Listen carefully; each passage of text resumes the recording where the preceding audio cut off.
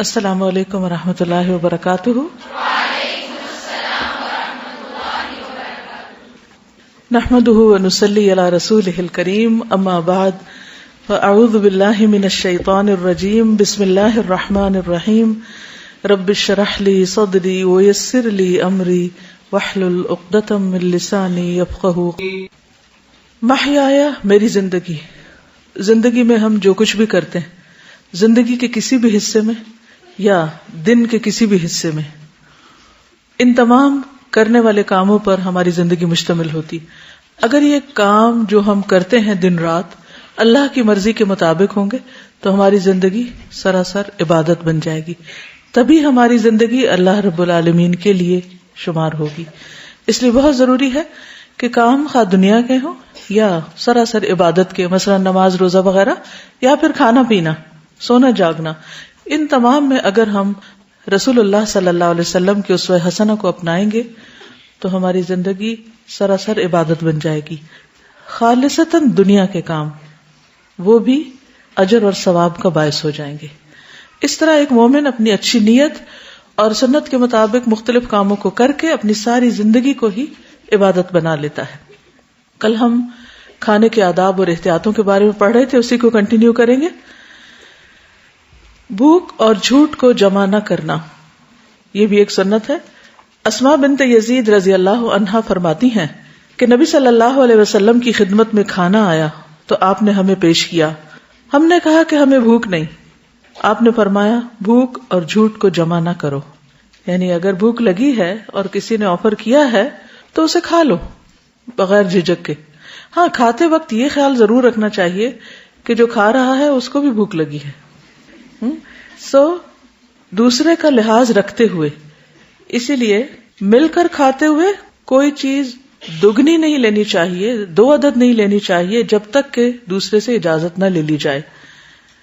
حدیث میں آتا ہے، جبلہ بن سہیم کہتے ہیں کہ ہم لوگ عبداللہ بن زبیر کے زمانے میں قحط میں مبتلا ہوئے تو انہوں نے ہمیں کھانے کے لیے کھجوریں دی۔ عبداللہ بن عمر ہمارے پاس سے گزرے، جب ہم کھجوریں کھا رہے تھے تو انہوں نے کہا کہ 2 کھجوریں ملا کر نہ کھاؤ، ایک ہی کھاؤ، اس لیے کہ نبی صلی اللہ علیہ وسلم نے 2 کھجوریں ملا کر کھانے سے منع فرمایا، ایک ہی دفعہ 2 اٹھا کے 2 منہ میں اکٹھی نہ ڈالو۔ ایسا انسان کیوں کرتا ہے؟ یا تو لالچ کی بنا پر یا پھر جلد بازی میں۔ تو کھانے میں یہ دونوں چیزیں ٹھیک نہیں، خصوصاً اگر آپ دوسروں کے ساتھ مل کے کھا رہے ہوں تو اس کے کچھ ادب آداب ہیں۔ پھر فرماتے لیکن اس شرط کے ساتھ کہ اپنے ساتھی سے اجازت لے لے۔ مثلا اگر جلدی اور واقعی کوئی جینوئن ریزن ہے تو پھر کیا ہے، دوسرے سے پوچھ لیا جائے، بغیر اجازت کے ایسا نہ کیا جائے، کیونکہ کسی بھی طریقے سے چھوٹا یا بڑا کسی کا حق مارنا درست نہیں، اور یہ بھی حق مارنے میں آتا ہے۔ سب کا حق ہے ایک ایک لیں، لیکن اگر کسی کو دوسری دفعہ لینے کی ضرورت ہے، کھانے کی ضرورت ہے، تو اس میں دوسرے کی رضامندی کے ساتھ۔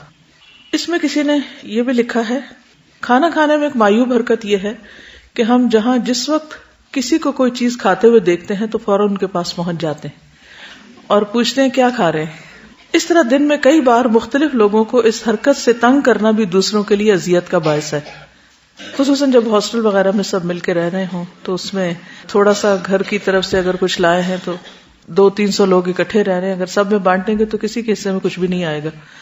تو کہتے ہیں کہ کوشش کرنی چاہیے کہ خصوصاً جب کوئی کھا رہا ہو تو اس کے پاس جانے سے گریز کیا جائے، یعنی اس کو کھانے دیا جائے، الا یہ کہ اگر اس نے آپ کو دعوت دی ہے یا پھر ایسا ٹائم ہے کہ جس میں سب مل کے کھا سکتے ہیں۔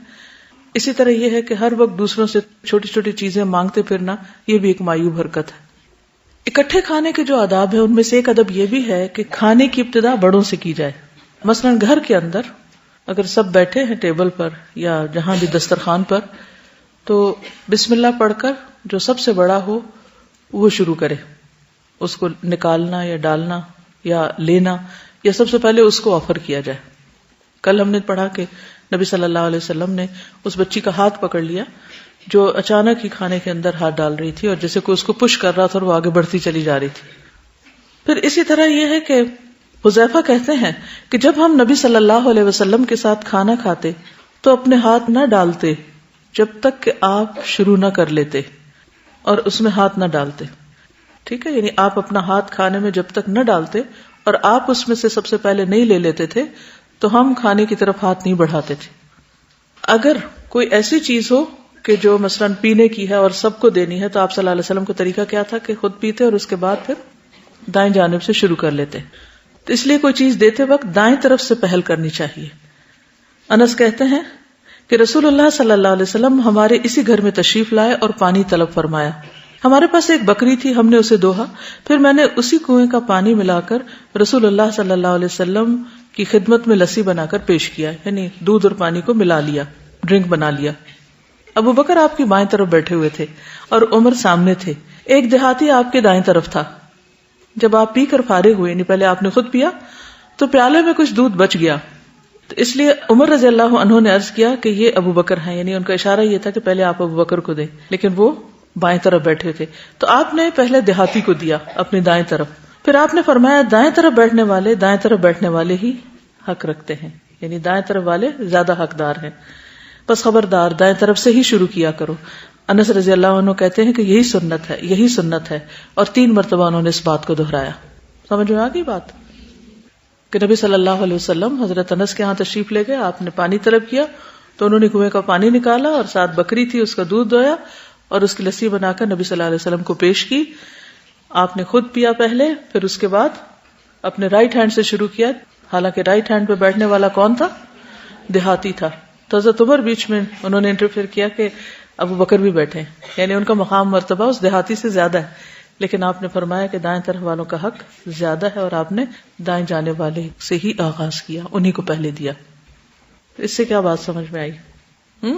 کہ ہر کام کا ایک سلیقہ ہوتا ہے, ایک ادب ہوتا ہے, مینرز ہوتے ہیں, طریقہ ہوتا ہے. جب ہم ان مینرز کو, ایٹیکیٹس کو نہیں کنسیڈر کرتے تو پھر نتیجہ کیا ہوتا ہے؟ آپا دھاپی, بھیڑ, نہ کسی بڑے کا ادب نہ کسی چھوٹے کا لحاظ, اور ایسے لوگوں کے بیچ میں نہ کوئی محبت ہوتی ہے نہ کوئی احترام ہوتا ہے, اور نہ ہی ان کے پھر کوئی باقی امور بھی درست ہوتے ہیں. ایک اور حدیث میں آتا نا کہ انزل الناس منازلہم, لوگوں کو ان کے مقام پر رکھو. تو اب اس میں حضرت ابو بکر کا ویسے تو مقام بڑا ہے, لیکن چونکہ وہ بائیں طرف بیٹھے ہیں تو اس لیے یہاں ادب کچھ اور ہے, یہاں کا سلیقہ کچھ اور ہے. ہاں کوئی ایسی مجلس ہوتی کہ جس میں نبی صلی اللہ علیہ وسلم نہیں تھے اور صاحب خانہ آئے اور انہوں نے آغاز کرنا تھا تو وہ پھر ابو بکر سے کرتے, وہاں سے آغاز کرتے, پہلے ان کو سرو کرتے. لیکن چونکہ آپ اس مجلس میں خود موجود تھے, آپ ہی نے پانی بھی مانگا تھا, سب سے پہلے آپ کو پیش کیا گیا, اس میں دونوں چیزیں آتی ہیں, اور پھر اس کے بعد آپ نے جو طریقہ سکھایا وہ رائٹ ہینڈ سے شروع کرنے کا تھا. بعض اوقات یہ بھی ہوتا ہے کہ اگر سرونگ میں کوئی دیہاتی نہیں, اگر کوئی بچہ ہے یا کچھ تو اس کو بھی اگنور کر دیتے ہیں, اس کو بھی چھوڑ دیتے ہیں, تو ایسا بھی نہیں کرنا چاہیے. ٹھیک, کبھی کبھی خادم کو بھی ساتھ بٹھا کر کھلانا چاہیے. اس روز کی بات ہو رہی تھی نا کہ لوگ عام طور پر خادموں کو الگ ہی دیتے ہیں, تو اس میں حرج کوئی نہیں ہے, کیونکہ وہ اس طرح زیادہ کمفرٹیبل ہوتے ہیں خود اپنی مرضی سے کھانے کے. وہ مالک کے سامنے یا بڑے کے سامنے بیٹھ کے جھجکیں گے, صحیح طرح کھا نہیں سکیں گے. لیکن کبھی ساتھ بھی بٹھا لیا جائے تو حرج نہیں. رسول اللہ صلی اللہ علیہ وسلم نے فرمایا جب تم میں سے کسی کا خادم اس کا کھانا لائے تو اسے چاہیے کہ اپنے ساتھ بٹھائے یا اسے تھوڑا سا کھانا دے دے, کیونکہ اس نے اس کی گرمی اور دھواں برداشت کیا ہے. مسجد میں کھانے کا جواز.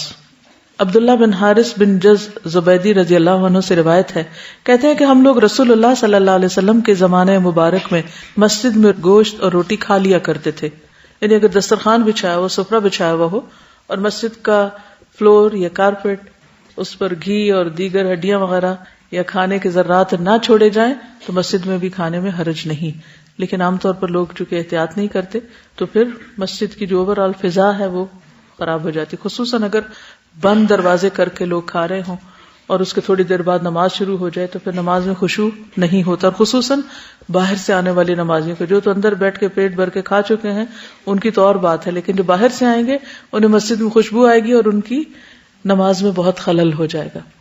جسے حسب موقع اور سچویشن کے مطابق عمل کرنا چاہیے. بہرحال رخصت ضرور موجود ہے. ایک اور روایت میں ہے کہ وہ کہتے ہیں ہم نے رسول اللہ صلی اللہ علیہ وسلم کے ہمراہ مسجد میں گوشت کھایا جو بھنا ہوا تھا. پھر ہم زمین پر بچھی ہوئی کنکریوں سے ہاتھ پونچھ کر نماز پڑھنے اٹھ کھڑے ہوئے اور ہم نے نیا وضو نہیں کیا.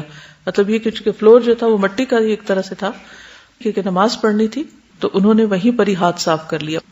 مٹی میں اگر کنکریاں جو ریت کے ذرات ہوتے ہیں اگر اس کے اندر تیمم کیا جائے یا ویسے اگر تھوڑا بہت کچھ ہاتھ کو لگا ہوا ہے اگر صاف کر لیا جائے تو اس سے فرق نہیں پڑتا, کیونکہ مسجد نبی اس دور میں اس کی چھت جو تھی وہ ٹنکوں وغیرہ کی تھی، اور دھوپ جو ہوتی ہے وہ ایسی چیزوں کو دوبارہ بالکل صاف کر دیتی ہے، یا کھلی ہوا یا فضا. اصل جراثیم پلتے ہیں کہاں پر؟ بند جگہوں پر. اب اس سے یہ جواز ہرگز نہیں نکلتا کہ کھانا کھا کر کارپیٹ سے ہاتھ صاف کر کے آپ نماز شروع کر دیں. ہاں اگر آپ مثلاً باہر پکنک پہ گئے ہوئے ہیں، گھاس وغیرہ ہے، یا کہیں آپ زمین پہ بیٹھ کے کھا رہے ہیں اور آپ کے پاس وہاں پانی نہیں ہے، تو نماز پڑھنے سے پہلے آپ اپنے ہاتھوں کو مٹی وغیرہ سے یا کسی ایسی چیز سے صاف کر سکتے ہیں، کوئی پتے ہو، مٹی ہو، کوئی اور چیز ہو. کھانے کے بعد کھجور کھانا، اس سنت پہ لوگ بہت عمل کرتے ہیں.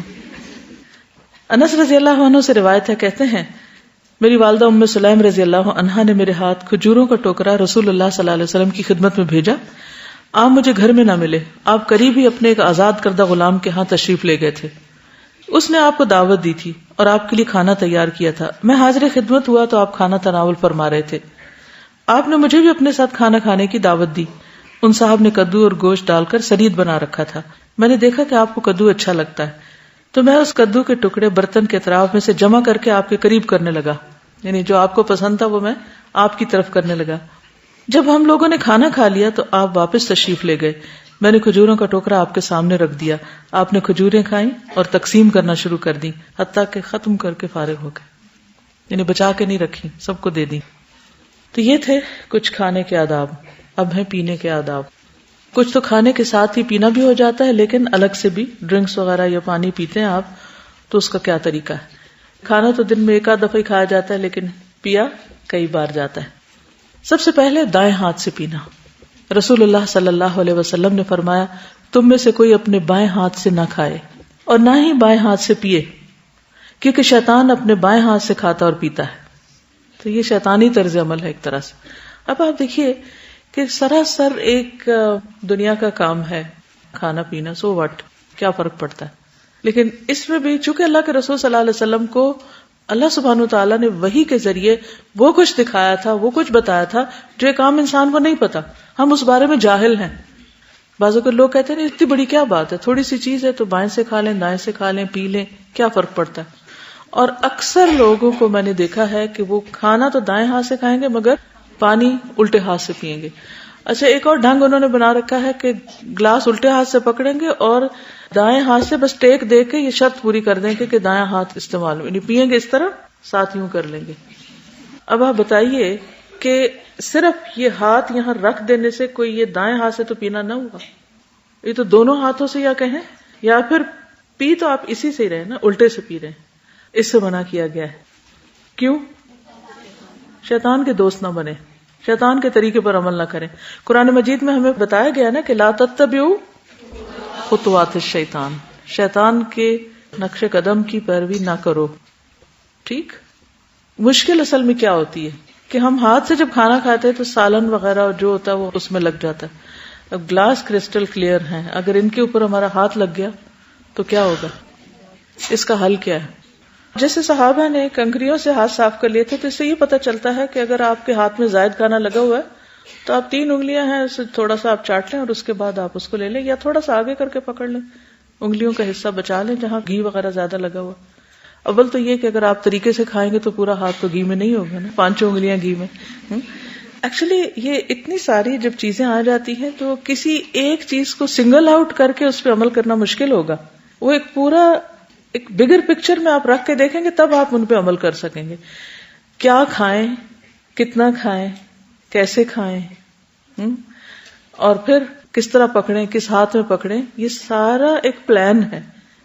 جی آپ کچھ کہہ رہی تھیں. ویسے بھی ٹیبل سیٹنگ جو کرواتے ہیں تو اس میں بھی لیفٹ سائڈ پہ گلاس رکھا جاتا ہے، اور جو ہوٹلز میں بھی کھاتے ہیں تو وہ آپ کا لیفٹ سائڈ پہ ہوتا ہے. یہ ٹرینڈ بھی چینج کرتا ہے. اس میں چلے رکھنے کی حد تک آسانی رہتی ہے. اس کی وجہ یہ ہے کہ مثلاً اگر رائٹ ہینڈ پر درمیان میں پلیٹ میں اگر آپ نے چاول یا روٹی رکھی ہوئی ہے اور ساتھ سالن ہے تو روٹی توڑ کے رائٹ ہینڈ پہ سالن لگانے میں آسانی رہتی. یہیں گلاس اگر بیچ میں ہی ساتھ ہی رکھا ہوا ہے تو اور پانی کا بھرا ہوا ہے تو وہ بے احتیاطی میں باتوں میں گر بھی سکتا ہے. یا آپ یہ کر سکتے ہیں کہ سامنے بھی رکھ سکتے ہیں اور سالن کے بعد آگے بھی رکھ سکتے ہیں. جی جو لوگ زیادہ تر فورک اور نائف سے کھاتے ہیں تو فورک لیفٹ ہینڈ میں ہوتا ہے اور نائف رائٹ ہینڈ میں ہوتا ہے، تو وہ بھی سارا کھانا لیفٹ ہینڈ سے جاتا ہے. بالکل. حالانکہ اگر آپ پریکٹس کریں تو بائیں سے بھی کاٹا جا سکتا ہے، یا یہ کہ ایک ہی دفعہ کاٹ کے رکھ لیں، کام ختم کریں اور پھر آپ آرام سے بیٹھ کے کھا لیں ایک طرح، کو ضروری ہوتا ہے ساتھ ساتھ اس کے ساتھ کشتی کرنا. جیسے لگتا ہے کہ گلاس کی بھی عادت ہوتی ہے کہ آپ رائٹ سائڈ سے پکڑ لیتے ہیں, لیکن جوس کے ڈبے اور کولڈ ڈرنکس وغیرہ موسٹلی لیفٹ میں ہی پکڑ کے پی جاتے ہیں. اب اس کا نقصان کیا ہوتا ہے کہ پھر وہ کچھ عرصے کے بعد ایک سٹائل بن جاتا ہے. اور پھر شیطان کا کام کیا ہے؟ زین لہم الشیطان اعمالہم, وہ ان کے برے اعمال کو ان کو خوبصورت بنا کے اٹریکٹیو بنا کے دکھاتا ہے. اگر آپ کسی کو دائیں ہاتھ سے پانی پیتے ہوئے دیکھیں گے تو وہ اتنا سٹائلش نہیں لگے گا, اگر بائیں سے دیکھیں گے تو اس کا سٹائل کچھ اور ہوگا. تو پھر لوگ عموماً سٹائل پہ جاتے ہیں. جی, اگر سائیکولوجیکل پوائنٹ آف ویو سے دیکھا جائے تو آفٹر دا برتھ 2 ایئرس تک ہر انڈیویجول میں ٹینڈنسی ہوتی ہے کہ وہ اپنا رائٹ ہینڈ ٹریننگ لے لے یا لیفٹ ہینڈ ٹریننگ لے لیں, لیکن مدرز اس چیز کے اوپر اتنا فوکس ہی نہیں کرتی ہیں کہ انہوں نے اپنے بچے کو رائٹ ہینڈ میں پکڑانا ہے. تو زیادہ تر بچوں کو پھر بعد میں یہ بلیم کر دیا جاتا ہے یہ تو ہے ہی شروع سے لیفٹ ہینڈیڈ, تو اس پہ بہت زیادہ فوکس ہونا چاہیے. محنت نہیں کی جاتی. لہٰذا میں نے تو دیکھا اکثر ہی بچے, یعنی میں نے جب کسی بچے کو کچھ پکڑانا چاہا اس نے لیفٹ ہینڈ ہی آگے کیا. تو کچھ مائیں کانشیس ہوتی ہیں, وہ پیار سے پھر گھما کے دایاں آگے کر دیتی, یا پھر ایسا بھی ہوتا ہے کہ مائیں الٹی سائڈ پہ بچوں کو اٹھاتی ہیں گودی میں, شاید رائٹ ہینڈ سے انہوں نے کام کرنا ہوتا ہے تو وہ الٹے ہاتھ میں اٹھائے ہوئے ہوتی ہیں. اب الٹے ہاتھ میں جب وہ اٹھاتے ہیں تو بچوں کا لیفٹ ہینڈ آگے ہوتا ہے. جب آپ نے کوئی چیز ان کو دینی ہے تو وہ کیا کریں گے, ان کے لیے ایزی ہے وہ لیفٹ ہی آگے بڑھا دیں گے. تو اس بچے کا نہیں قصور. اب وہ جب 10 دفعہ لیفٹ بڑھا رہا ہے, ایک دن میں آپ دیکھیے کہ ماں نے اگر 2 گھنٹے بھی اس کو اس طرح اٹھایا اور اس نے لیفٹ ہینڈ سے ہر چیز لی دی ہے تو آٹومیٹیکلی اس کے لیفٹ ہینڈ کے مسل جو ہیں وہ زیادہ اسٹرانگ ہوتے جائیں گے اور رائٹ ہینڈ جو ہے وہ ویک ہوگا. لیکن جو کانشیس مدرز ہوں گی وہ کیا کریں گی کہ گھما کے بچے کو واپس رائٹ ہینڈ میں ہی دیں گی. تو بچہ ہر دفعہ جب یہ سیکھے گا نہیں رائٹ ہینڈ دن میں کئی بار, تو خود بخود عادت ہو جائے گی, پھر مشکل نہیں رہے گی. آئی ایم لیفٹ ہینڈیڈ, تو مطلب it took a lot of effort. My parents بار بار آمنا لیفٹ ہینڈ نہیں رائٹ ہینڈ, پریکٹس سے ہی آتا ہے. It's very natural for left hand people کہ آپ لیفٹ ہینڈ زیادہ جان ہوتی ہے, پر وتھ پریکٹس مطلب سب کچھ ٹھیک ہو جاتا ہے. بالکل. پانی کو ہم الٹے ہاتھ سے پیتے ہیں, اس کی سب سے بڑی وجہ تو ہے جلد بازی ہے. ہمارے کافی زیادہ کام جلد بازی پہ, اور جلد بازی کس کی طرف سے ہوتی ہے؟ یہ اس کا ٹرک ہوتا ہے کہ ہم سے غلط کام کروا لے جلدی میں, اور ہم اس کے اوپر چونکہ کور کر لیتے ہیں کہ جلدی ہے تو اس وجہ سے چلو خیر ہے. اور اصل بات یہ کہ جب پتہ چل جائے تو اس کے بعد بس ٹھیک ہے ہم کچھ بھی ہیں. لیکن اگر ہمارا دشمن ایک کام کر رہا ہے, شیطان دشمن ہے نا, فاتخذوہ عدوا, اس کو دشمن سمجھو, تو پھر کبھی بھی ہمارا دل نہیں چاہے گا کہ جو چیز ہمیں شیطان کہتا ہے وہ کریں. کل میری کسی سے بات ہو رہی تھی تو انہوں نے کہا کہ آپ نے دوائی پی ہے؟ میں نے کہا نہیں پی سکی. کہنے کہ آپ کو پتہ ہے کہ شیطان آپ کو روکتا ہے تاکہ آپ صحت مند نہ ہو اور پھر آپ وہ نہ کر سکیں جو آپ کرنا چاہتی ہیں. میں نے کہا اچھا ہاں, اس طرح میں نے سوچا ہی نہیں کہ یہ بھی ایک وجہ ہو سکتی. کہتے شیطان بلواتا بھی ہے, قرآن میں ہے نا, شیطان بلواتا بھی ہے, وہ سستی بھی ڈالتا ہے, وہ چیز کو کہتا ہے سو واٹ, بعد میں صحیح پھر صحیح. انہوں نے بہت اچھی بات اپنی شیئر کی. کہتے جب میں نے کوئی کام کرنا ہوتا ہے اور وہ ضروری ہوتا ہے اور میں اس میں سستی کرنے لگتی ہوں تو میں باقاعدہ شیطان سے مخاطب ہوتی ہوں, چلے جاؤ یہاں سے, مجھے کرنا ہے اور میں نے کر کے دم لینا ہے. تو کہتی کہ بعض اوقات میں نے اتنے ناگوار کام اپنی مرضی کے خلاف کیے اور جب میں نے کر لیے تو میں نے کہا شیطان اب تم ہار گئے, اب چلے جاؤ شاباش چلے جاؤ یہاں سے. اور کل یہ جو حدیث میں نے پڑھی کہ ہر جگہ ہر وقت شیطان ساتھ ہے, ہر جگہ دشمن ساتھ لگا ہوا ہے, تو اس سے بچنا آسان کام تو نہیں ہے. کبھی ہم بھولیں گے, کبھی غافل ہوں گے, کبھی بے احتیاطی کریں گے, کبھی کچھ کریں گے. تو ہمیں واقعی ایفرٹ لگا کے اس کے الٹ کام کرنے ہی کرنے ہیں, تب جا کے کچھ بنے گا, تب جا کے آدتیں ٹوٹیں گی. جب سے فاسٹ فوڈ زیادہ کھانے لگے ہیں لوگ تو اس میں یہ بہت سی بے احتیاطیاں زیادہ شروع ہو گئی ہیں. کیونکہ اس میں ہوتا کیا ہے, کیونکہ ڈرائی ہوتا ہے عام طور پر, چلتے پھرتے کھا سکتے ہیں, کہیں بھی کھا سکتے ہیں, تو پھر وہ سارے آداب ساری احتیاطیں ہر چیز ہی ختم ہو گئی. جب پتہ ہے ایک پراپر فوڈ ہے, اس میں شوربہ ہے یا کوئی ایسے کھانے کی چیز ہے جسے بیٹھ کے کھایا جائے گا تو آپ اسے چل پھر کے کھا بھی نہیں سکتے. ہاں جی, مطلب رائٹ ہینڈ چونکہ ہمارے اور کاموں میں مصروف ہوتا ہے نا, تو پھر ہم لیفٹ سے اور مختلف کام شروع کر دیتے ہیں. یہ جو ابھی بات ہوئی تھی نا کہ کھانے کے دوران گلاس پکڑنے کی, اس میں یہ ہے کہ اگر ہم پانی پہلے پی لیں کھانا کھانے سے تو بھی بہت کم ضرورت پڑتی ہے کہ درمیان میں گلاس اٹھایا جائے. اور بار بار ایک تو صحت کے لیے بھی یہ بیچ میں یا آخر میں پینا اتنا اچھا نہیں ہے, یعنی بہت کم ضرورت پھر پڑتی ہے. کبھی کوئی اس طرح ہو جائے کہ کوئی چیز حلق میں پھنس جائے تو پھر ضرورت پڑتی ہے, ورنہ نہیں. کہیں میں نے ایک محاورہ پڑھا تھا, شروع میں پینا شفا ہے, درمیان میں پینا غذا ہے, اور آخر میں پینا وبا ہے یا بلا ہے یا کچھ ایسے, یعنی کہ نقصان دہ ہے. چھوٹا سا کوشچن تھا کہ ہم نے یہ پڑھا تھا کہ جب مجلس میں کھانا آفر کیا جائے تو بچے سے شروع کیا جائے, اور آج جس طرح ہم نے پڑھا کہ بڑوں سے شروع کیا جائے, تو اس کا کیا ریلیشن ہے؟ نیا پھل وہ ایک مخصوص وہ ہے, یعنی ایک ہے پراپر میل اور ایک ہے نیا پھل یا کوئی سویٹس وغیرہ یا جو بچوں سے متعلق چیزیں ہیں. بعض پارٹیاں بچوں کی ہوتی ہیں, بعض میلز بڑوں کے لیے ہوتے ہیں, تو پھر موقع کی مناسبت سے بھی یہ چیز ہوتی. جیسے ہم پڑھتے ہیں کہ جب ہم کھائیں تو اپنے چھلکے باہر نہ پھینکو کہ پڑوسی کو تکلیف نہ ہو. تو ایک جب میں نے یہ نوٹ کیا تھا فرینڈز میں بہت زیادہ کہ ہم جب ڈسکس کر رہے ہوتے تھے نا تو فلانے ہوٹل کا کھایا ہے, فلانے ہوٹل کا کھایا ہے, تو میں نے یہ نوٹ کیا کہ اگر کوئی بندہ اتنا افورڈ نہیں کرتا تو ہم اس کے لیے تکلیف کا باعث بن رہے ہیں. اور اب تو اتنے ماڈرن طریقے آ گئے ہیں دوسروں کو تکلیف دینے کے, آپ کے فیس بک پہ تصویریں وغیرہ, مطلب 1000 طریقے ہیں دوسروں کو اذیت دینے کے. تو جب ہم کھائیں, یعنی بعض لوگوں کا ایک مشغلہ ہوتا ہے کہ وہ صرف کھانے کی تصویریں پوسٹ کرے چلے جا رہے ہوتے ہیں. اب جو غریب نہیں وہ کھانے بنا سکتے یا نہیں پکا سکتے یا نہیں کھا سکتے, ان کے لیے کتنا ایک اذیت کا باعث ہے نا. پھر وہ حرام طریقے ڈھونڈتے ہیں, کیونکہ کھانا انسان کی ایک ویکنس بھی ہے نا. تازہ ایک ہیلتھ ٹپ یہ ہے کہ پانی کو کھانے کے بیچ میں اور بعد میں اس لیے نہ پیا جائے کیونکہ اس سے your stomach it increases, like it gets swelled in a sense, کہ اگر بیچ میں کھائے تو جو زیادہ تر اوبیس لوگ ہوتے ہیں وہ بھی بیچ میں یا بعد میں پانی پیتے, تو اس سے بھی اسٹمک سویل بہت زیادہ ہوتا ہے.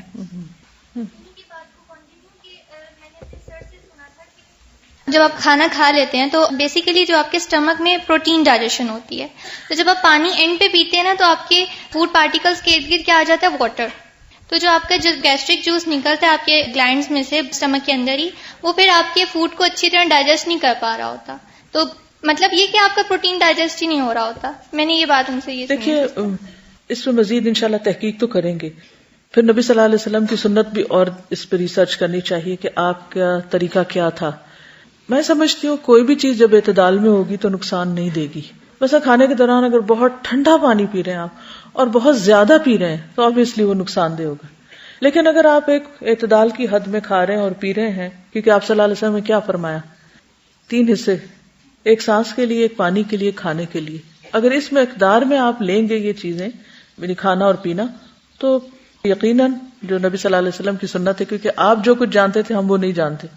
ساری دنیا کے بھی سائنٹسٹ مل کے کوئی بات ثابت کر دیں تو بھی جو بات ان کو اللہ سبحانہ و تعالیٰ کی طرف سے وحی کے ذریعے پتہ چلی ہے, اگر وہ اوتھینٹک سورس ہے تو وہ ہمیشہ کے لیے درست ہے.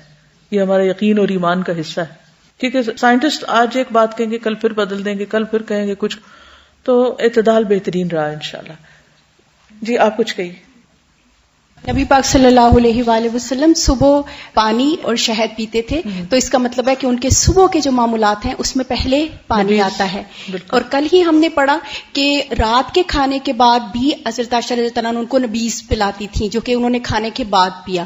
اور اس کے علاوہ بھی ہم سنتے ہیں کہ درمیان میں پینا سنت ہے. تو اس کا مطلب ہے کہ اوقات کے ساتھ بھی یہ ریلیٹڈ ہو سکتا ہے کہ ڈیفرنٹ. یہ بھی ہو سکتا ہے کہ وہ کھانے کے فوراً بعد نبیذ نہ پیتے ہوں, جیسے انہوں نے کہا کہ تھوڑے وقفے کے بعد, یہ بھی ممکن ہے.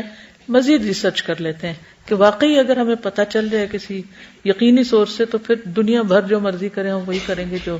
اور استاذہ یہ جو حکماء ہے نا, جو حکیم ہے, وہ لوگ یہ کہتے ہیں کہ جو کھانا اور پانی ہے ان کو الگ الگ ڈائجسٹ کرنا چاہیے, اور وہ جو ٹائم بتاتے ہیں کہ کھانا تقریباً 2.5 سے 3 گھنٹے میں کمپلیٹلی ڈائجسٹ ہو جاتا ہے, اور اگر آپ اپنے باڈی کو ٹیون اپ کر لیں تو وہ کبھی پانی نہیں مانگے گا کھانے کے ساتھ, اور جب آپ کھانا ڈائجسٹ کر لیں تو پھر پانی لیں, کیونکہ پانی بھی کچھ ٹائم لیتا ہے ڈائجسٹ ہونے میں, جو اس کے سالٹس وغیرہ ہیں. ٹھیک ہے, تو الگ الگ بھی پیا. میں یہ چاہ رہی تھی کہ ڈائجسٹو سسٹم جو ہے ایک دفعہ سب کے ساتھ دوبارہ تھوڑا سا ریوائز کر لیا جائے کہ مختلف پارٹس کیا ہیں اور وہ کس طرح فنکشن کرتے ہیں.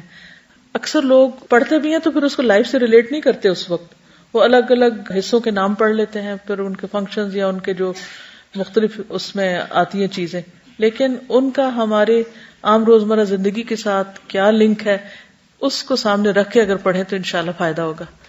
ابھی دیکھیے اس وقت بھی اتنی ترقی کے باوجود صرف سیل پر بھی اسٹڈی کمپلیٹ نہیں ہے.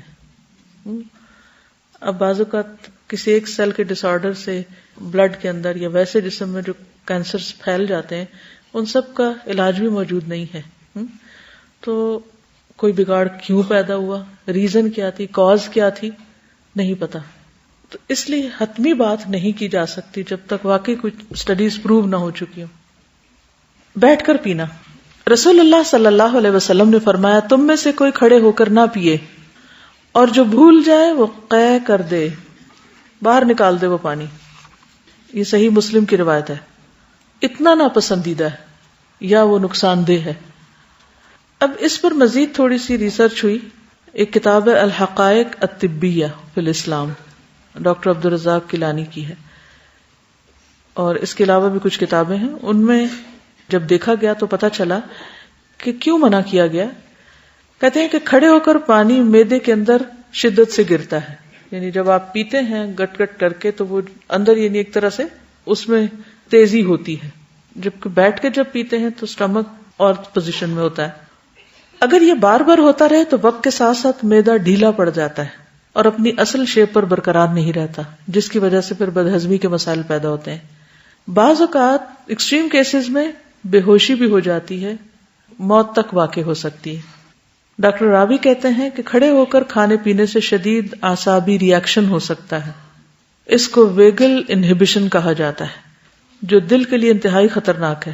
بعض اوقات دل کی حرکت بند ہو جاتی ہے, نتیجتاً بے ہوشی اور اچانک موت ہو سکتی ہے. تیسری چیز, ہر وقت کھڑے ہو کر کھاتے رہنے کی عادت, اس سے معدے کے اندر السر کی تکلیف ہونے کے زیادہ چانسز ہوتے ہیں. پھر خوراک کی نالی کے مسل سکڑتے ہیں اور خوراک مشکل سے معدے میں داخل ہوتی ہے, اور بعض اوقات یہ عمل تکلیف دہ ہوتا ہے. نتیجتاً انسان کھانے پینے سے لطف اندوز نہیں ہوتا. آپ نے دیکھو کہ بعض اوقات یہاں ایک پین سی اٹھ جاتی ہے کچھ لوگوں کو. پھر ہے دیکھ کر پینا, 3 سانس میں پینا. دیکھ کر کے کیا پی رہے ہیں؟ انس بن مالک سے روایت ہے کہ رسول اللہ صلی اللہ علیہ وسلم پیتے وقت 3 بار سانس لیتے اور فرماتے یہ انداز یعنی 3 دفعہ پینا پیاس کو خوب بجھاتا ہے, یعنی تھوڑا تھوڑا پینا تندرستی کا باعث ہے اور زیادہ خوشگوار ہے. یعنی ایک ہی سانس میں پوری بوٹل نہ پی جائے, ایک ہی سانس میں پورا گلاس نہ پیے, بلکہ 3 حصوں میں. اچھا, دیکھ کر پینا جو ہے اس کی بات اس لیے کہ بعض اوقات نہیں پتا ہوتا کہ پانی کے اندر کیا ہے. اگر ہم آنکھیں بند کر کے پی لیں تو کوئی زہریلی چیز بھی اندر جا سکتی. پینے والے برتن کو منہ لگا کر نہ پینا. ابو سعید خدری نے بیان کیا ہے نبی صلی اللہ علیہ وسلم نے مشکوں کے اندر اختناث سے منع فرمایا ہے. اختناث کیا ہوتا ہے؟ یعنی مشک کا منہ کھول کر اس میں منہ لگا کر پانی پینے سے روکا. جیسے گھڑا ہوتا ہے یا جگ ہے تو اس کے اندر ہی پانی پی لینا. کولر وغیرہ کے ساتھ بھی یعنی منہ لگا کے, جیسے فریج کے اندر زیادہ پانی سٹور کیا ہوتا ہے, بوٹل رکھی ہوتی ہے, اس میں سے کھولا فریج, کھڑے ہو کے پانی پیا, واپس وہیں رکھ دی. ساروں کے استعمال میں اگر آپ کی اپنی سیپریٹ ہے تو ہر وقت گلاس نہیں آپ اٹھا سکتے, بوٹل گلاس کا بھی کام کر رہی ہوتی. لیکن اگر ایک بوٹل ایسی ہے کہ جسے سارے گھر والوں نے پینا ہے تو اس کو اس طرح استعمال نہیں کرنا چاہیے.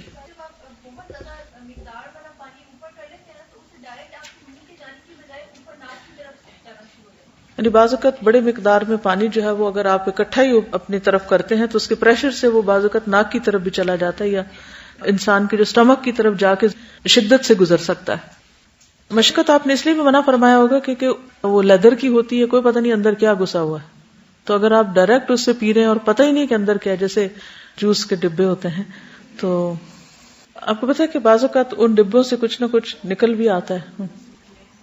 میں نے ایک واقعہ ریل اسلامک ہسٹری کا پڑھا. رازی بہت مشہور طبیب تھا اپنے زمانے کا اور بہت سی چیزیں انہوں نے انوینٹ بھی کی. تو وہ اس وقت کے خلیفہ کا شاہی طبیب بھی تھے. وہ اکثر جب محل آتے جاتے تو راستے میں ایک شخص سے ان کی سلام دعا تھی. تو انہوں نے ایک روز اس کو کہا کہ میں کچھ دن سے نوٹ کر رہا ہوں کہ تمہارا رنگ بہت پیلا ہوتا جا رہا ہے اور تمہارا پیٹ پھولتا جا رہا ہے. اس نے کہا کہ ہاں میں خود بھی بہت, میری طبیعت گری گری رہ رہی ہے. انہوں نے نبض دیکھ کے کہا کہ اپنا پانی پینے کا برتن لاؤ. تو وہ کوزا لے کے آیا جس کا اوپر سے نیک تنگ ہوتا ہے اور نیچے سے راؤنڈ باٹم ہوتی ہے اور وہ ٹرانسپیرنٹ نہیں ہوتا کوزا. اس نے اس کو کہا یہ توڑ دو. اس سے کہا تو میرا پانی پینے کا برتن ہے. اس سے کہا تم توڑ دو.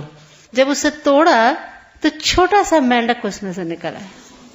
تو اس نے کہا کہ ہوا یہ کہ چونکہ نظر نہیں آ رہا تھا اور پانی اندر جب بھی کبھی ڈالا اس میں کوئی ٹائٹ پول چلا گیا ہوگا، اور وہ چونکہ وہ اندر پانی میں وہ پلتا رہا اور اس وجہ سے وہ زہر تمہارے اندر جا رہا تھا. تو یہ جو بات ہے پانی دیکھ کے پینا، اٹس ویری امپورٹنٹ.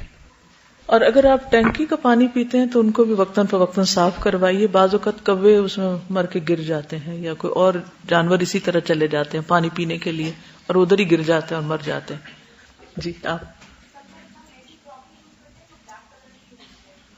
جی بعض اوقات بلیک کلر کی کراکری یوز کی جاتی ہے، کپس وغیرہ، پتہ نہیں چلتا اس کے ساتھ کتنی میل لگی ہوئی ہے اور پھر اسی کے اندر بار بار کھانا پینا جاری رہتا ہے. بعض اوقات کپس اور گلاس جو ہوتے ہیں وہ چائے کی وجہ سے یا پھر پانی ایسا ہوتا ہے کہ اس کی وجہ سے اس کے اوپر وہ لیئرز آنے لگتی ہیں، تو ان کو اگر سرکے سے صاف کریں تو سیف ہے، کیونکہ اور کوئی کیمیکل نہ ڈالیں ورنہ پھر وہ آپ کے سسٹم میں چلا جائے گا.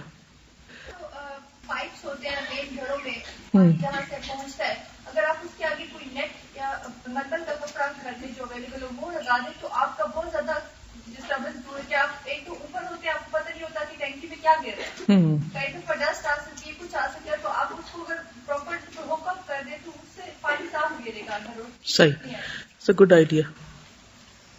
ساتھ میں اپنے تھوڑی اسٹڈی سے اس کو ساتھ کو ریلیٹ کروں. ہماری کلاس میں اس چیز پر ٹیچر 0.5 کارڈ دیتی کہ آپ نے رائٹ سے اسٹارٹ نہیں کیا کھانا دینا، پانی کو آپ دیکھ کے یوز نہیں کرے، برتن آپ نے بغیر تو یوز کر لیا. تو میں ابھی پڑھ کے مجھے بہت حیرت ہو رہی تھی کہ اگر ہم دین پر عمل کرنا شروع کریں، کیونکہ آپ انگلش بکس جو ہم پڑھ رہے ہیں وہ تو اب آئی ہیں، تو اٹس ویری امیزنگ کہ اتنا پہلے نبی کریم صلی اللہ علیہ وسلم نے سب کچھ بتا دیا، اور اگر ہم انہیں حدیثوں کو فالو کر لیں تو آئی تھنک. دیکھیے وہ تو ٹیچر کاٹتی تھی نا، تو ہمارے نامہ اعمال میں کتنے مارکس کٹ رہے ہوں گے اس کا ہمیں اندازہ ہی نہیں. ہم ہر چیز کو یہ کہہ کہ یہ تو چھوٹی سی بات ہے، تو چھوٹی سی چیز ہے، اور چھوڑتے جاتے ہیں حتیٰ کہ وہ بہت بڑا بھی ہو جاتا ہے. پینے والے برتن کو منہ لگا کر نہ پینا.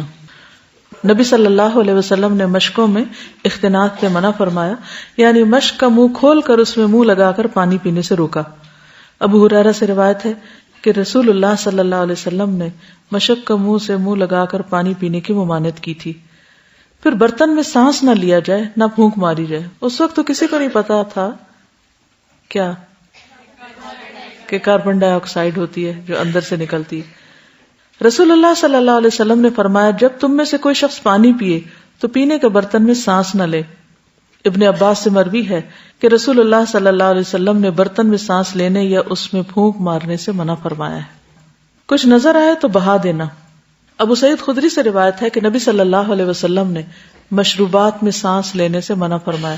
بعض بچے ہوتے ہیں نا پانی منہ کو لگا کے اسی میں سانس لے رہے ہوتے ہیں اور اسے پیے جاتے ہیں، اتارتے نہیں منہ سے، تو اس سے منع کیا ہے. ایک آدمی کہنے لگا، اللہ کے رسول صلی اللہ علیہ وسلم، میں ایک ہی سانس میں سیراب نہیں ہو سکتا.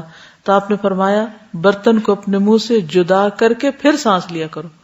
بات صرف پورا کرتے ہیں نا کہ اچھا 3 دفعہ پینا ہے تو ادھر ہی منہ کے ساتھ ہی لگا رہتا ہے، روک دیتے ہیں، ادھر ہی سانس بیچ میں لے لیتے ہیں پھر پی لیتے ہیں، اور کیا کہتے ہیں ہم نے سنت پوری کر لی. جلد بازی ہے یہ بھی. اس نے کہا اگر مجھے اس میں کوئی تنکا وغیرہ نظر آئے تو آپ نے فرمایا اسے بہا دیا کرو، یعنی گرا دیا کرو. پینے والی چیز میں مکھی گر جائے تو اسے ڈبو کر نکال لیا جائے، بشرطے کہ گرم ابلتی چائے نہ ہو.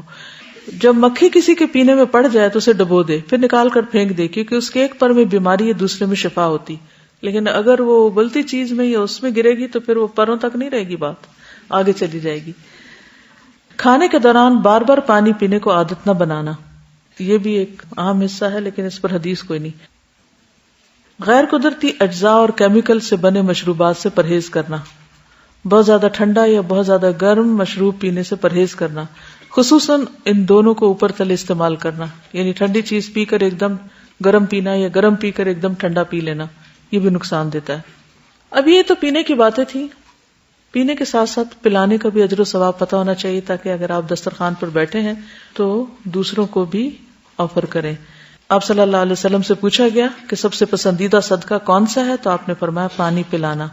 پھر اسی طرح یہ ہے کہ ہر پیاسے کو پانی پلانے پر اجر ہے.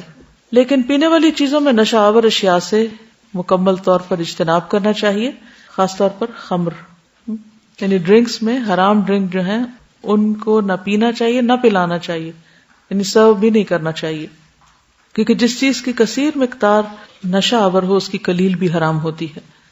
ایسے دسترخوان پر بھی نہیں بیٹھنا چاہیے جہاں حرام کھانے ہوں. یعنی ایسے لوگوں کے ساتھ مل کر مت کھائیں.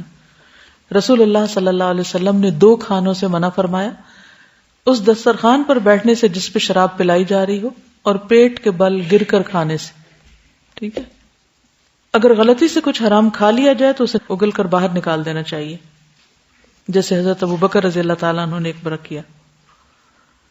گرم اور سرد غذا ملا جلا کر کھانا، گرم غذا کی تاثیر کو سرد غذا سے ختم کرنا. حضرت عائشہ سے روایت ہے کہ رسول اللہ صلی اللہ علیہ وسلم تربوز اور تازہ کھجور ملا کر کھاتے. اس سے بھی پتہ چلتا ہے کہ یہ اعتدال کی بات ہے. بہت ٹھنڈی چیزیں نہیں کھاتے جانا چاہیے اور بہت گرم بھی نہیں. بعض لوگ کہتے ہیں مجھے گرمی ہوگی، بعض کہتے ہیں مجھے سردی ہوگی، تو اس کی وجہ یہی ہوتی ہے کہ آپ نے بے احتیاطی کی. تو دونوں کو ملا لیں تو کچھ نہیں ہوگا. رسول اللہ صلی اللہ علیہ وسلم تربوز جو ٹھنڈا ہوتا ہے اور کھجور جو گرم ہوتی، ان کو ملا کر کھاتے تھے، اور فرماتے ہم اس کھجور کی گرمی کا اس تربوز کی ٹھنڈک سے اور اس کی ٹھنڈک کا اس کی گرمی سے توڑ کرتے ہیں. کھا پی کر الحمدللہ کہنا، کھانے سے فارغ ہو کر اپنے رازق کا شکر بجا لائیں، کیونکہ جو شکر ادا کرے گا اللہ تعالیٰ اس کو اور نعمتیں عطا کریں گے. لَإِن شَكَرْتُمْ لَأَزِيدَنَّكُمْ. کیونکہ بہت سے لوگ کھا پی تو لیتے ہیں، پھر اتنے باتوں میں مشغول ہوتے ہیں کہ بھول جاتے ہیں کہ الحمدللہ بھی کہا یا نہیں. رسول اللہ صلی اللہ علیہ وسلم نے فرمایا، کھا کر شکر کرنے والے کے لیے روزہ رکھ کر صبر کرنے والے کی طرح اجر ہے. اللہ تعالیٰ اس بندے سے راضی ہوتا ہے جو ایک لقمہ کھائے اور اس پر شکر ادا کرے، اور ایک گھونٹ پیے اور اس پر شکر ادا کرے. ابو امامہ سے روایت ہے کہ نبی صلی اللہ علیہ وسلم جب کھانے سے فارغ ہوتے، اور ایک مرتبہ بیان کیا گیا کہ جب آپ اپنا دسترخوان اٹھاتے تو یہ دعا پڑھتے، الحمدللہ الذی کفانا و اروانا، یعنی سیراب کیا ہمیں. اس سے پتہ چلتا ہے کہ ساتھ ہی پیا تھا. غیر مکفی ولا مکفور، تمام تعریفیں اس اللہ کے لیے ہیں جس نے ہماری کفایت کی، ہمیں سیراب کیا، نہ ہم اس کو کافی سمجھتے ہیں اور نہ ہم اس کی ناشکری کرتے ہیں. یعنی اللہ کی نعمتیں بے شمار ہیں، ہم یہ نہیں کہتے کہ ہم نے ساری ہی لے لی، جو بھی اللہ نے دیا اس پر شکر. ایک اور مرتبہ فرمایا، الحمدللہ ربنا غیر مکفی ولا مودع ولا مستغنا ربنا. صحیح بخاری کی روایت ہے، تیرے ہی لیے تمام تعریفیں ہیں اے ہمارے رب، نہ ہم اس کو کافی سمجھتے ہیں نہ اس کو ترک کرتے ہیں، اور اے ہمارے رب نہ ہم بے پرواہ ہو سکتے ہیں. یہ دعائیں کس کو آتی ہیں؟ تو سیکھنی چاہیے. ٹھیک ہے. اللہم بارک لنا فیہ واتمنا خیرا منہ، خاص طور پر دودھ پینے کی دعا کے طور پر اس کو پڑھا جاتا ہے. اللہ تعالیٰ ہمیں اس کھانے میں یا پینے میں برکت دے اور ہمیں اس سے بہتر کھلا. الحمدللہ الذی اطعم وسقا وصبغہ وجعل لہ مخرجا. تمام تعریفیں اللہ کے لیے جس نے کھلایا اور پلایا اور خوشگوار بنایا اور اس کے باہر نکلنے کا انتظام بھی کر دیا، یعنی جو اس میں سے ہمارے جسم کو نہیں چاہیے تھا، جو ویسٹیج ہے. الحمدللہ الذی اطعمنی ھذا الطعام ورزقنیہ من غیر حول منی ولا قوت. تمام تعریفیں اللہ کے لیے ہیں جس نے یہ کھانا مجھے کھلایا اور میری کسی قوت اور طاقت کے بغیر مجھے عطا کیا. یہ ساری دعائیں اگر یاد ہوں، کبھی ایک پڑھی جائے کبھی دوسری کبھی زیادہ بھی، تو اس وقت بھی انسان کا دھیان اللہ کی طرف لگا رہتا ہے اور دل میں اللہ کی یاد ہوتی ہے اور زبان پر اس کا نام ہوتا ہے، تو کوئی وقت پھر انسان غافل نہیں ہوتا، حتیٰ کہ کھا پی کر بھی غافل نہیں ہوتا. ایک اور دعا ہے، اللہم اطعمت و اسقیت و اغنیت و اقنیت و ہدیت و احییت فلک الحمد علی ما اعطیت. کتنی خوبصورت دعا ہے، کتنا ردم ہے اس میں. اے اللہ تو نے ہی کھلایا، تو نے ہی پلایا، تو ہی غنی کرتا ہے، تو ہی فقیر کرتا ہے، تو نے ہدایت دی، تو نے زندگی دی، جو کچھ بھی دیا تو نے ہی دیا، اس پر تیری ہی تعریف اور تیرا ہی شکر. یہ سارے کلمات وہ ہیں انسان جب اس کو کچھ ملتا ہے تو جو خوشی اس کو پہنچتی ہے اس کے اظہار کے طور پر وہ اپنی زبان سے نکالتا ہے. سیدنا عروہ بن زبیر کے سامنے جب کوئی کھانے پینے کی چیز آتی، یہاں تک کہ دوا بھی، تو اس کو کھاتے پیتے اور کہتے الحمدللہ الذی ہدانا و اطعمنا و سقانا و نعمنا، اللہ اکبر، اللہم الفتنا نعمتک بکل شر فاصبحنا منها وامسینا بکل خیر نسألک تمامها و شکرہا لا خیر الا خیرک ولا الہ غیرک الہ الصالحین ورب العالمین الحمدللہ ولا الہ الا اللہ ما شاء اللہ ولا قوت الا باللہ اللہم بارک لنا فیما رزقتنا وقنا عذاب النار. یہ موطا امام مالک کی روایت ہے. سب تعریف اللہ کے لیے ہے جس نے ہمیں ہدایت دی، ہمیں کھلایا اور پلایا اور نعمتیں عطا کی. اللہ سب سے بڑا ہے. اے اللہ تیری نعمت اس وقت آئی جب ہم شر میں پھنسے ہوئے تھے. ہم نے اس نعمت کی وجہ سے ہر طرح کی خیر کے ساتھ صبح کی اور شام کی. ہم تجھ سے مکمل نعمت کا اور شکر کا سوال کرتے ہیں. تیری خیر کے سوا کوئی خیر نہیں, تیرے سوا کوئی معبود نہیں. اے صالحین کے معبود اور سارے جہانوں کے رب, سب تعریف اللہ کے لیے ہے اور اللہ کے سوا کوئی معبود نہیں. جو اللہ چاہتا ہے وہی ہوتا ہے اور کسی میں طاقت نہیں سوائے اللہ کے. اے اللہ, جو رزق تو ہمیں دے اس میں برکت دے اور ہمیں آگ کے عذاب سے بچا لے. کھانے کے بعد ہاتھوں کو دھویا جائے. سیدنا ابو ہریرہ سے روایت ہے کہ رسول اللہ صلی اللہ علیہ وسلم نے فرمایا, جو شخص اس حال میں رات گزارے کہ اس کے ہاتھ میں چکنائی کی بو ہو اور اسے کوئی چیز تکلیف پہنچا دے تو اپنے آپ ہی کو ملامت کرے, کیونکہ وہ کھانے کی خوشبو ہاتھوں میں ہوگی تو کیڑے مکوڑے کو اٹریکٹ کرے گی. کھانے کے بعد کلی کرنا. سیدنا سوید بن نعمان سے روایت ہے, فرمایا کہ ہم رسول اللہ صلی اللہ علیہ وسلم کے ساتھ خیبر روانہ ہوئے. جب ہم مقام صحبا پہنچے تو آپ نے کھانا طلب کیا. کھانے میں ستو کے سوا کوئی چیز نہ لائی گئی. پھر ہم نے کھانا کھایا اور آپ کلی کر کے نماز کے لیے کھڑے ہو گئے. ہم نے بھی کلی کی تاکہ پھر وہ تلاوت میں قرات میں رکاوٹ نہ آئے. کھانے کے برتن ڈھانپ کر رکھنا, یہ بھی کھانے کی تکریم میں سے ہے. جابر بن عبداللہ سے روایت ہے, ابو حمید مقام نقی سے نبی صلی اللہ علیہ وسلم کے لیے دودھ کا ایک پیالہ لائے جو کھلا ہوا تھا, اوپر سے انکورڈ تھا. تو آپ نے فرمایا اسے ڈھک کر کیوں نہیں لائے, ایک لکڑی اس پہ رکھ لیتے, یعنی اگر کچھ نہیں تھا تو لکڑی سے ہی اس کو ڈھک لیتے. بعض اوقات اور دوسرا برتن نہیں ہوتا ڈھانکنے کے لیے, تو کھلا نہیں چھوڑنا چاہیے کھانے کو. تو اس سے پتہ یہ چلتا ہے کہ ہمیں جب کسی کو کھانا آفر کرنا ہو تو اسے ڈھک کر دیں. نبی صلی اللہ علیہ وسلم نے فرمایا, برتنوں کو ڈھانپ دیا کرو, مشکیزے کا منہ باندھ دیا کرو, دروازے بند کر دیا کرو, چراغ بجھا دیا کرو, اس لیے کہ شیطان بندھے ہوئے مشکیزے بند دروازے کو ڈھکے ہوئے برتن کو نہیں کھولتا. اگر تم میں سے کسی کو کوئی چیز نہ ملے تو اس کی چوڑائی میں لکڑی ہی رکھ دے اور اللہ تعالیٰ کا نام بھی لے لے, تو ایسا ہی کرنا چاہیے, کیونکہ چوہیا لوگوں کے گھروں کو جلا دیتی ہے, یعنی وہ اس کے تیل میں سے نکال کے لے جاتی ہے بتی. ایک اور روایت میں آتا ہے, آپ نے فرمایا برتن ڈھانپ دیا کرو, مشکیزوں کے منہ باندھ دیا کرو, کیونکہ سال میں ایک رات ایسی بھی آتی ہے جس میں وبائیں اترتی ہیں. وہ ایسے برتن پر جسے ڈھانپا نہ گیا ہو, یا وہ مشکیزہ جس کا منہ نہ باندھا گیا ہو, جیسے بوٹل وغیرہ کا ڈھکن بند نہیں کیا گیا, اور وہ وبائیں اس پر سے گزرتی ہیں اور وہ اس کے اندر داخل ہو جاتی ہیں. تو پھر کیا ہوتا ہے, کوئی اس کو پی لیتا ہے, بیمار ہو جاتا ہے, وہ آگے سے آگے بیماری ٹرانسمٹ ہونے لگتی. تو اگر آپ کور کر کے رکھیں, خصوصاً رات کے وقت, دن کو بھی اور رات کے وقت ڈھانپ کے رکھے چیزوں کو, تو انشاءاللہ بہت سی بیماریوں سے محفوظ رہیں گے. جی, خالی برتن بھی ڈھک کے رکھنا, جیسے گلاس وغیرہ ہے, ہنڈیا ہے, پین ہے, جی الٹا کر کے رکھیں سب چیزوں کو. ٹھیک ہے. اچھا, یہ چیک لسٹ آ گئی اس ہفتے کی کھانے پینے کے آداب کے متعلق, اور اس کے پیچھے ہم نے کھانے کے بعد کی دعائیں لکھ دی ہیں تاکہ جب سارا پروسیس مکمل ہو جائے تو پھر آپ ان دعاؤں کو بھی یاد کر لیں. ٹھیک ہے, اوکے. سبحانک اللہم و بحمدک, اشہد ان لا الہ الا انت, استغفرک و اتوب الیک. السلام علیکم و رحمۃ اللہ وبرکاتہ.